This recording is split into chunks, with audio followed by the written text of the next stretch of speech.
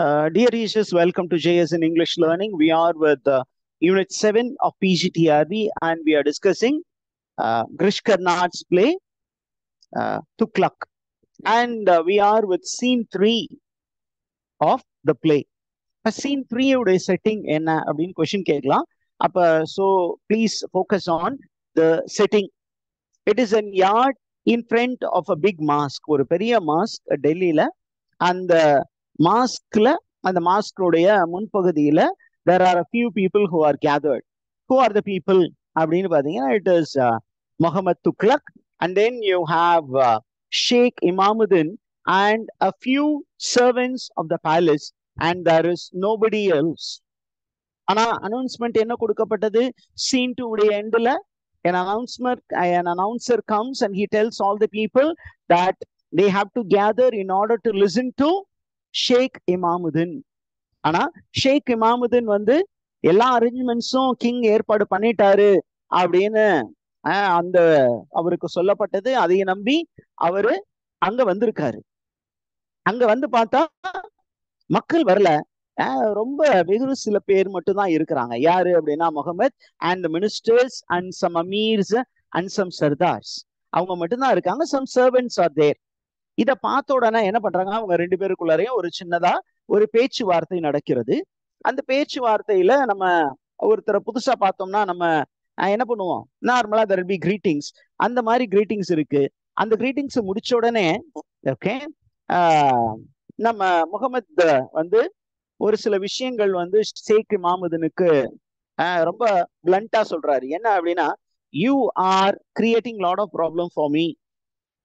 If you have anything to communicate to me, please tell me face to face. என் முகத்தை பார்த்து நேரா சொல்லுங்க. அதை விட்டுட்டு கூட்டம் கூட்டி அங்க போய் சொல்றது இங்க சொல்றது அப்படிங்கறதெல்லாம் பண்றது தப்பு. I am ready to learn from you. Okay, அப்படிங்கிற ஒரு விஷயம் யாரு சொல்றான்? முகமது துக்ளக் சொல்றாரு. அதே நேரத்துல அதே முகமது துக்ளக் வந்து வந்து நீங்க எனக்கு பிரச்சனை பண்ணாதீங்கன்னு சொன்னவரு என்ன பண்றாரு? he is appreciating ஷேக் இமாமுதீன். எதுக்காக அவர் அப்ரிஷியேட் பண்றாரு அப்படின்னா, I was told that you are a very courageous man and a man with integrity. Integrated person. உள்ள ஒண்ணு வெளியில ஒண்ணு அப்படின்னு இல்ல, உள்ளும் வெளியும் ஒரே போல. உள்ள வந்து ஒண்ணு வச்சுக்கிட்டு வெளியில வேற மாதிரி பேசுவாங்க. அவங்க எல்லாம் டிஸ்இன்டகிரேட்டட். ஆனா இவரு வந்து உள்ள கோவம் இருந்ததுன்னா வெளியிலயும் கோவமா தான் இருப்பாரு. அப்ப he is an integrated man and he is a courageous man and you are popular in my place and I appreciate you for that அப்படின்னு ஒரு விஷயம் சொல்றாங்க. அந்த நேரத்துல ஒரு சர்வெண்ட் உள்ள வந்து அரசரை மன்னிக்கவும், கொஞ்சம் பேர் இங்க வந்து உங்களோட இங்க ஷேக் இமாமுதீனோட பேசணும்னு ஆசைப்படுறாங்க அப்படின்னு சொல்றாங்க. யாரு அப்படின்னு கேட்டீங்கன்னா, it is Khans, Amirs, Sardars, they have come. இந்த இன்ஃபர்மேஷன் கேட்டோன்னே நம்ம ஷேக் இமாமுதீன் சொல்றாரு, my dear king, you told me that there will be people whom I would be addressing. என்னுடைய இன்டென்ஷனே என்னன்னா மக்களை பார்த்து பேசணுங்கிறது தான்.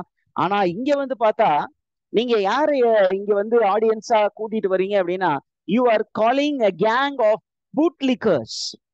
bootlickersனா those who flatter you.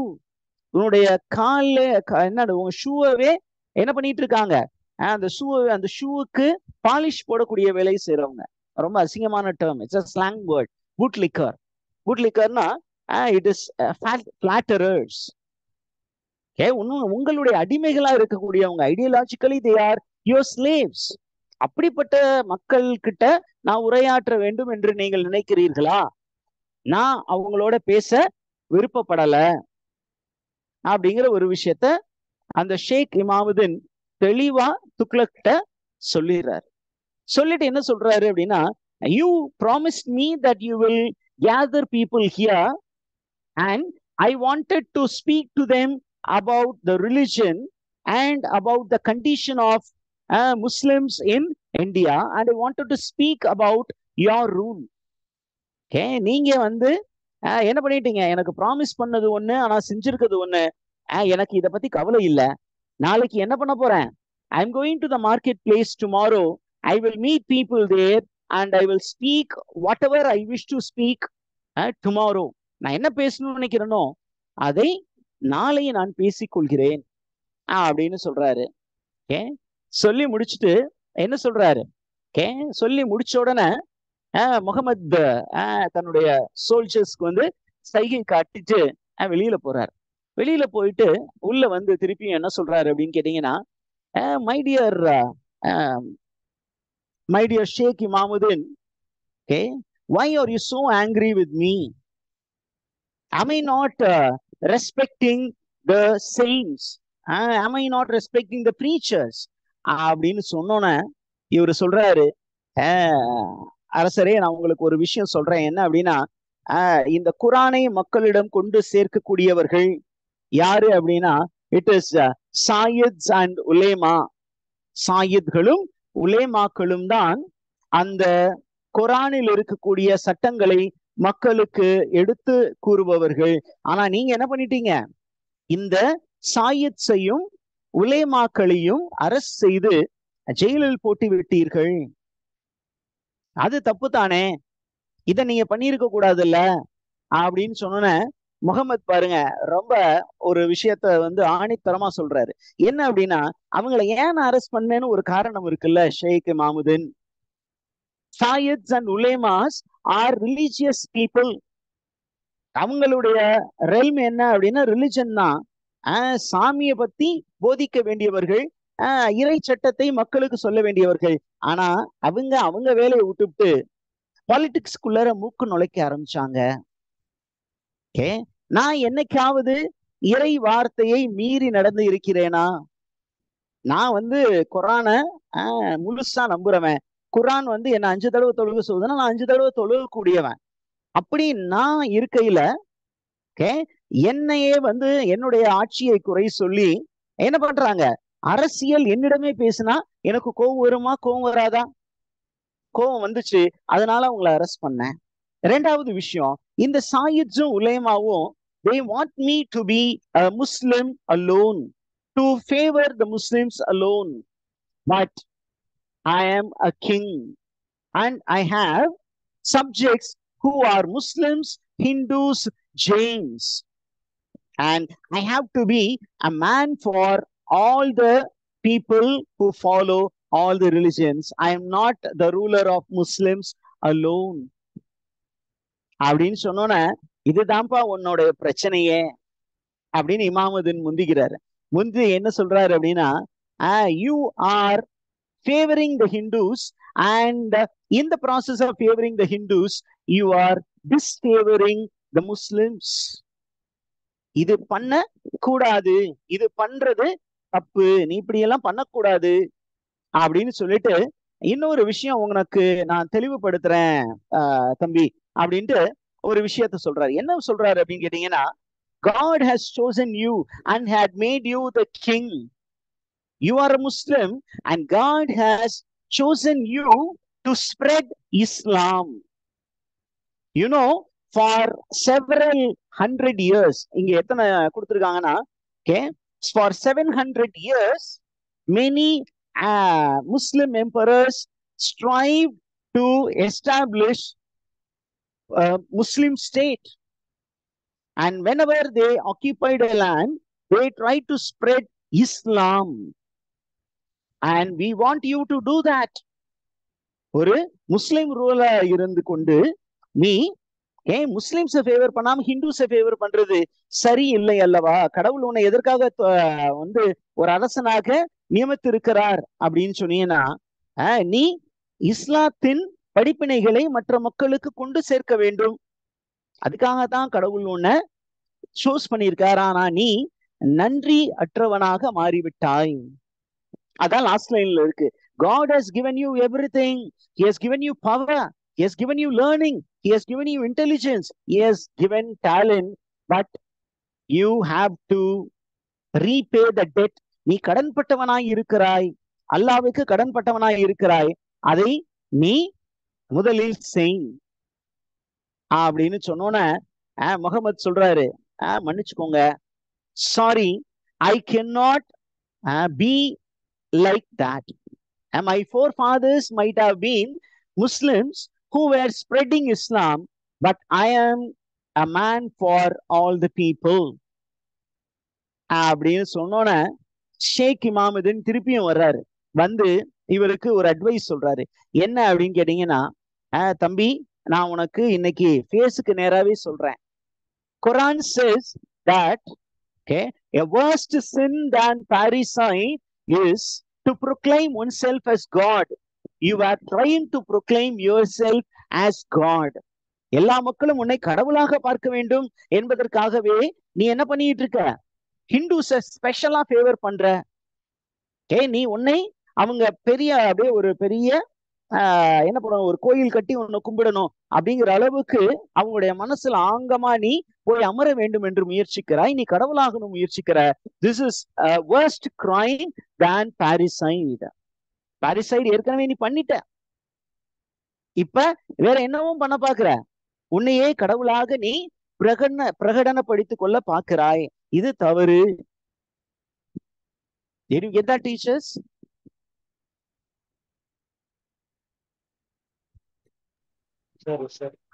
இதை சொல்லி முடிச்ச உடனே அதே முகமது என்ன சொல்றாரு, நீங்க சொன்ன ஒரு விஷயத்த நான் யோசிச்சு பார்த்தேன். என்ன யோசிச்சு பார்த்தேன் அப்படின்னா, you wanted me to be a Muslim ruler only for the Muslim people. In the past, there were many rulers like that. And my grandfather was also like what you said. He was a Muslim ruler and he was only for Muslims. But I want to be a ruler for everybody. அப்படின்னு சொன்ன உடனே இமாமுதீன், நான் இன்னமும் ஒரு advice சொல்றேன். Today you want to be you want to favor the Hindus. Okay, you want to separate religion from politics, but there will be a time when you will be torn between these two. ஒரு side religion ஒன்னை இழுக்கும், ஒரு side politics ஒன்னை இழுக்கும். இந்த ரெண்டுக்கும் இடையில மாட்டிக்கிட்டு நீ முழிக்க போகிறாய் அப்படின்னு சொல்லும் பொழுது இவர் சொல்றாரு, let me tell one thing very clearly, my dear saint. I am a Muslim, I know my Quran, but I am beyond Islam. I am beyond Islam. Yeah, why am I beyond Islam? Because I have read almost all the religions under the earth. I have read the Greeks. Okay, I have read all the other religions. Now my mind has become broad-minded. எல்லா மக்களையும் அரவணைக்க வேண்டும் என்று எனது மனம் தோன்றுகிறது. அதனால நான் நேரோவா யோசிக்க போறது இல்ல. ஓகே, நீங்க சொல்றத பார்த்தா நான் என்ன பண்ணணும்? I have to kill the other religious people, which I am not ready to do. Okay, அப்படின்னு அவரு சொல்றாரு. சொல்லி முடிச்சுட்டு we will have a few more informations. என்ன அப்படின்னு கேட்டீங்கன்னா, துக்ளக் இது வரைக்கும் அமைதியா பேசிக்கிட்டு இருந்த Tughlaq, now he is turning against ஷேக் இமாமுதீன். இது வரைக்கும் அவரை ரொம்ப ரெஸ்பெக்ட்ஃபுல்லா பேசிக்கிட்டு இருந்தவர் இப்ப சொல்றாரு, my dear saint, I am quite unhappy with you. Why அப்படின்னு அவர் கேட்கிறாரு. அது சொல்றாரு, you are the one who created political unrest in Kanpur. நீங்க கான்பூர்ல தானே இருந்தீங்க. அங்க தேவையில்லாம என்ன பற்றி சஸ்பீஷன்ஸை கிளப்பி மக்களை எனக்கு எதிராக கிளர்ந்து எழ செய்தீர்கள். You are responsible for the sufferings of people there. அவங்க கழகக்காரர்களா மாறினாங்க, நான் கழகத்தை அடக்க வேண்டியதா இருந்தது. அந்த பாவத்தை என் தலையில நீங்க சுமத்த பாக்குறீங்க. ஆனா இந்த கழகத்தை தூண்டி விட்டது நீங்க தான். அப்ப நீங்க தான் அந்த பழியையும் பாவத்தையும் சுமந்துக்கணும் அப்படின்னு சொல்லிட்டு கொஞ்ச நேரம் அமைதியா இருந்துட்டு என்ன சொல்றாரு, என்ன சொன்னீங்க, நாளைக்கு நீங்க போய் மக்களை மார்க்கெட் பிளேஸ்ல போய் பார்த்து பேச போறீங்கன்னு சொன்னீங்களா? நாளைக்கு if you go and meet the people in the marketplace, people will not receive you well, because people will start thinking of you as a spy, because I have planned it in such a way that I was the one who arranged for the meeting. And I saw to that people don't come to the meeting, and this meeting appeared to people as a secret meeting. இது ஒரு secret meeting மாதிரி நான் set பண்ணேன். இப்ப இது ஒரு drop, இது டிராப்னு தெரியாம நீங்க மாட்டிக்கிட்டீங்க. இப்ப என்கிட்ட பேசுனதுக்கு அப்புறம் நீங்க போய் மக்கள்கிட்ட பேசுனீங்கன்னா மக்கள் என்ன சொல்லுவாங்க அப்படின்னா, நீங்க ஒரு ஸ்பை அப்படின்னு சொல்லுவாங்க. Since you have become a spy, they will not listen to you அப்படின்னு சொல்லிட்டு சொன்னோன்னா இமாமுதீன் இஸ் பிட் ஷாக்ட். நான் ஒரு நல்ல பாடம் கத்துக்கிட்டேன்ப்பா, உன்னை நல்லவன் நினைச்சேன், ஆனா நீ இவ்வளவு தூரம் மோசமானவனா இருப்ப அப்படின்னு எனக்கு தெரியல அப்படின்னு சொல்லும் பொழுது அவர் ரொம்ப மன வருத்தத்துல இருக்கும்போது முகமது சொல்றாரு, my dear saint, I am sorry, I am facing lot of problems here and I thought that you will be the only one who can offer me some help அப்படின்னு இவர் சொன்னோன்னே இமாமுதீன் பாக்குறாரு, இவனை எப்படியா நல்லவனா கெட்டவனான்னு தெரியலையே, இப்பதான் என்ன அக்யூஸ் பண்ணா ட்ராப் பண்ணேன்னு சொல்றான், இந்த பக்கம் எனக்கு ஹெல்ப் தேவைப்படுதுன்னு சொல்றானே, என்ன ஹெல்ப் அப்படின்னு கேட்டா அவன் சொல்றான், okay, all that I want in the kingdom is peace. All that I want in the kingdom is peace. Okay அப்படின்னு சொல்லிட்டு அவனுக்கு இருக்கக்கூடிய பொலிட்டிக்கல் ப்ராப்ளம் சொல்றான். என்ன political problem? Delhi is under the threat of Ain ul Mulk. என்னுடைய good friend Ain ul Mulk has 30,000 soldiers and he is marching towards Delhi. I have here only 6,000 soldiers. இப்ப இந்த 6,000 soldiers முஸ்லிம், அங்க இருக்கக்கூடிய 30,000 soldiers Muslims. If we are going to clash, Muslims are going to die. I don't want a single Muslim to die. So I need your help. எப்படி drop பண்றான் பாருங்க ஷேக் இமாமுதீன். ஏன் அப்படின்னா ஏற்கனவே நஜீப் ஒரு இன்ஃபர்மேஷன் சொல்லியிருக்காரு இவர்கிட்ட. என்ன அப்படின்னா, ஐயா அந்த ஷேக் இமாமுதீன் ஒரு ஸ்பிரிச்சுவல் குரு இருக்காருல்ல, அந்த ஸ்பிரிச்சுவல் குருவை பத்தி மக்கள் சொல்லும்போது என்ன சொல்றாங்க அப்படின்னா, அவரை பார்த்த மக்கள் எல்லாம் என்ன சொல்றாங்கன்னா, இவரு நம்ம சுல்தான் முகமது துக்ளக் போலவே இருக்கிறார் அப்பியரன்ஸ்ல. அந்த இன்ஃபர்மேஷன் கொடுத்த உடனே இவரு பிளான் பண்ணிட்டார். ஓகே, ஐன் உல் முல்க்கு எதிராக யாரை அனுப்ப போகிறோம் என்றால் ஷேக் இமாமுதீனை அனுப்ப போகிறோம். எப்படி அனுப்ப போறோம்? அவரை கன்வின்ஸ் பண்ணி தன்னுடைய உடையை அவருக்கு அணிவித்து பேச்சுவார்த்தை நடத்துவதற்காக அனுப்புவதை போல் அனுப்பி இவங்க என்ன பண்ண போறாங்க, பின்னாடி ஒரு பெரிய ட்ராப் கிரியேட் பண்ணி அங்க ஒளிந்து இருந்து இவர் பேச்சுவார்த்தைக்கு போய் மை டியர் ஐன் உல் முல்க்னு தொடங்க போறதுக்கு முன்னாடி இங்க இருந்து வார் பியூகல் வாசிப்பாங்க. வார் பியூகல் வாசிச்சோன some of the chosen soldiers will attack Ain ul Mulk's army. அப்ப அவரு என்ன பண்ணுவாரு, வார் பியூகலை ஊதுனோன ரெண்டு சைடும் கிளாஷ் நடக்கும். அந்த கிளாஷ்ல ஷேக் Imamudeen will be killed. Shake Imamuddin will be killed and all the people will believe that the emperor is killed because Sheikh Imamuddin is wearing the royal robe. He is traveling on the king's elephant. அப்ப அவர் மேல இருந்து கீழே விழுந்து யானை காலில் மனிதர்கள் காலில் மிதிபட்டு இறந்து போகும் பொழுது எல்லாரும் என்ன நினைச்சுவாங்கன்னா, துக்ளக் இறந்துட்டாரு.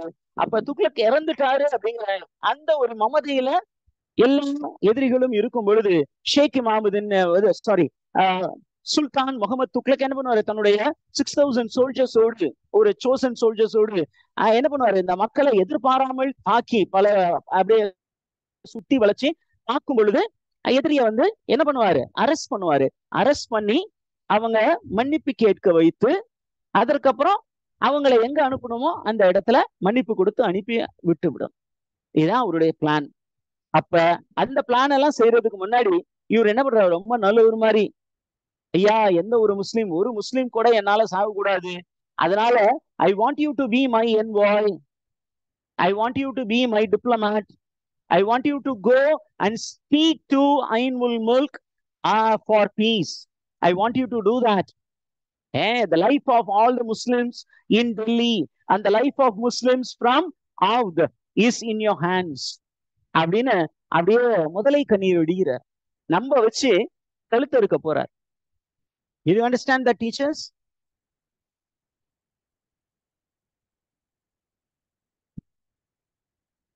Did you understand till now? Yes, sir. இப்போ என்ன ஆகுது அப்படின்னு கேட்டீங்கன்னா, ஒரு பக்காவான மாஸ்டர் பிளான யாரு போட்டிருக்கா? சுல்தான் முகமது துக்ளக் போட்டிருக்காரு. என்ன அப்படின்னு கேட்டீங்கன்னா, ஐன் உல் முல்க வந்து ஷேக் இமாமுதீன் பார்க்க போக வேண்டும்.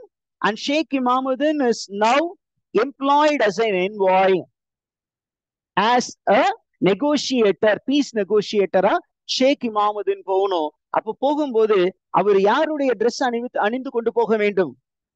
He has to wear all the rich costumes of Muhammad Tughlaq. Okay. In fact, the Sheikh Imamuddin remains very innocent to all these plans. ஏன் அவருக்கு ரொம்ப காஸ்ட்லியான காஸ்டியூம் கொண்டு வராங்க, ராயல் காஸ்டியூம் கொண்டு வராங்க. Even the king's royal slippers are brought and he is made to sit on the king's elephant, the royal elephant, and he is sent. And where are they going to meet? Where are they going to meet Ain ul Mulk? அப்படிங்கும்போது the following day Sheikh Imamuddin is going to meet Ain ul Mulk in the plains of Kanwaj. கன்வாஜ் அப்படிங்கிற ஒரு இடத்துலதான் எங்க meet Sunday நடக்க போகிறது. அந்த போர்க்களத்துலதான் ஐன் உல் முல்க யார் சந்திக்க போறான்?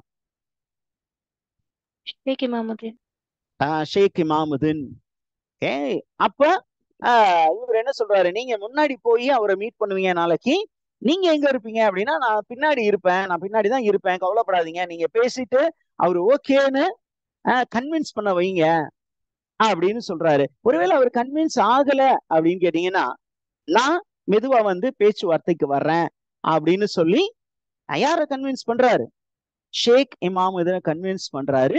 ஷேக் இமாமுதீனுக்கு அப்படியே ட்ரெஸ் எல்லாம் போட்டு விட்டு அழகு பார்க்கும் பொழுது என்ன தெரியுது?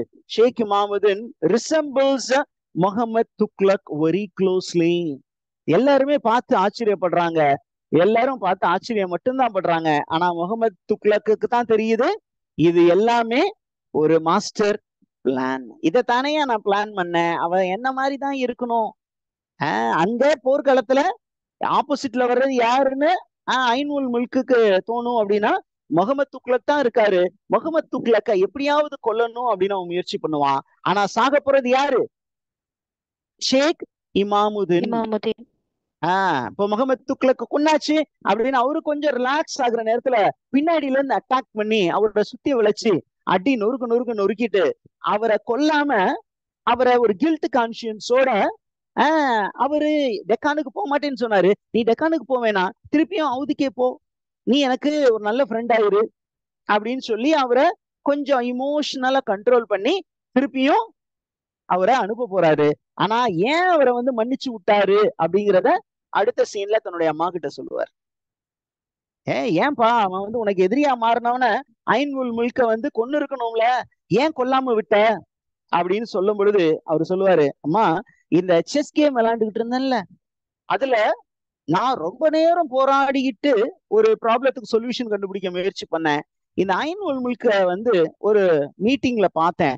அந்த மீட்டிங்ல நான் ரொம்ப நாளா கஷ்டப்பட்டு ஒரு சொல்யூஷன் கண்டுபிடிக்க தேடி இருந்தேன்ல, அவன் within a fraction of second அந்த ப்ராப்ளத்துக்கு solution சொல்லிட்டாமா.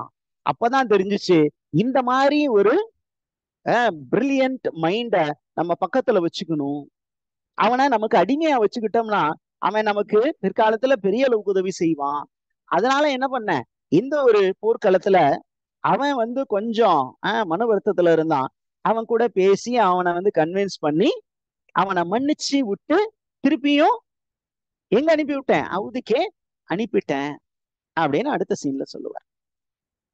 Did you get that, teachers? Yes, sir. Okay, we are stopping here.